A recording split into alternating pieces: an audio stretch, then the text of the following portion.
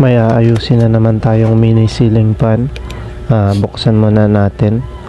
Ang naging problema nito ay natanggal yung lock sa gitna, kaya hindi siya mag-ikot. Wala namang ibang problema. So buksan muna natin yan.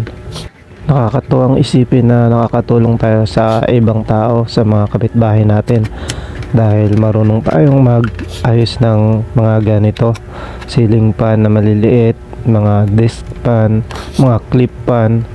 Kasi biruin mo kung hindi tayo marunong, tapos kakabili lang nila tapos masisira, di bibili na naman sila ulit.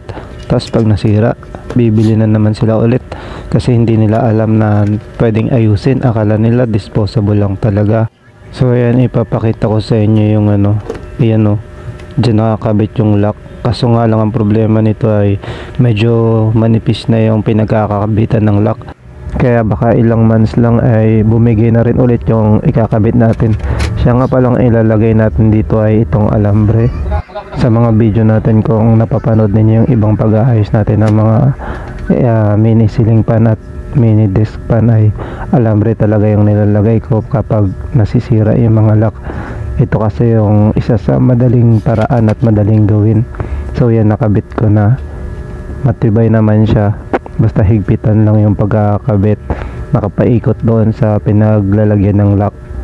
Pero syempre dahil manipis na, baka hindi rin siya tumagal masyado.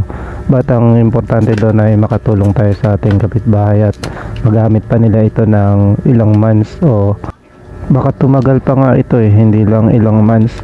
Kung sakasakali, sana abutin pa ng kahit 1 taon bago man lang sila bumili ng bago, kasi talagang manipis na sobra yung pinagkakabitan.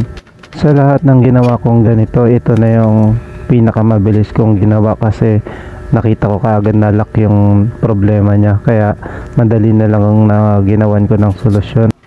Syempre nalagyan na natin ng lock, ibalik na natin para matestingan na natin. Higpitan lang natin na maganda yung kanyang mga bolt. At ayan, okay naman siya kung nakikita ninyo. Ite-testing na natin ngayon. Isaksak natin dito sa ating outlet. So iangat ko lang muna. Ayan, saksak na natin para makita natin na iikot. So ayan, okay na siya ulit, gumagana na. So matutuwa na naman ito yung may-ari. At least nakatulong tayo sa ating mga kapitbahay, 'di ba? Thanks for watching. Don't forget to subscribe.